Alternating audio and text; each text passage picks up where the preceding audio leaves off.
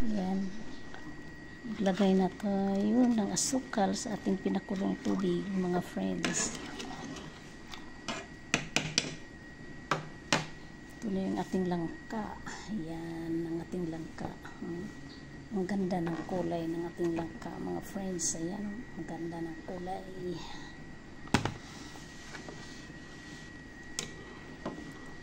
Kalalagay lang natin sa asukal, pero tikman muna natin kung ang kanyang tamis ay maganda na.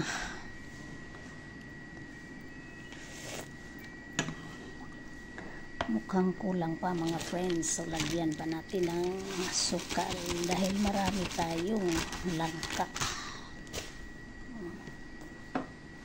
Ayan. Pag kumulo yan ay ilalagay na natin. Ayan, kumulo na, mga friends. So ilalagay na natin yung ating langka. Ayan o. Ilalagay na natin yung ating langka.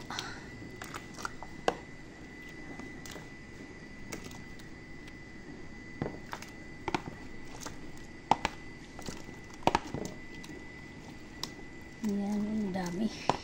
Isang kaldero. Ayan. Ayan na, mga friends. Ayan na, mga friends. So, ayan o, isang kaldero. Dami. Malapit na maluto ito, mga friends. Maghahanda pa ako ng buti para dito, mga friends. Ayan. Ayan.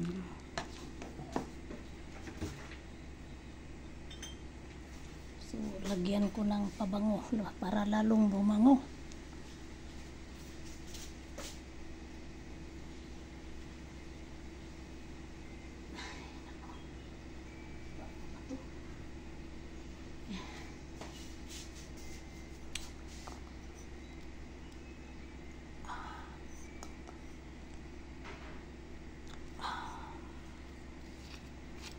Ayan na, lagyan natin ng isang ganito, mga friends, yung vanilla. Ayan, para lalong bumango. Ayan, okay na yan, mga friends. Ayan, luto na yan, oh. Ayan, okay ba? Luto na siya, friends. Mga friends, mga madi. Ayan, palamigin na lang to. Ilagay ko na sa mga garapon. Ganyan na yan pagluto na, mga friends. Ayan. Ayan na, friends, ang ating langka. Ayan, ayan o, langka natin yan, ang ating minatamis na langka. Ayan. So maglagay tayo ng sabaw dito sa kinaskas na yelo. Ayan, sarap na yan, mga friends.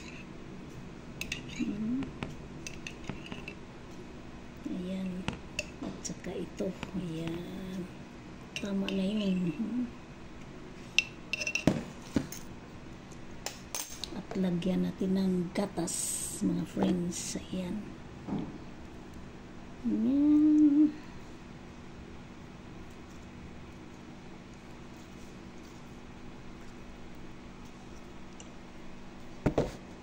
Ayan. Ito na yun.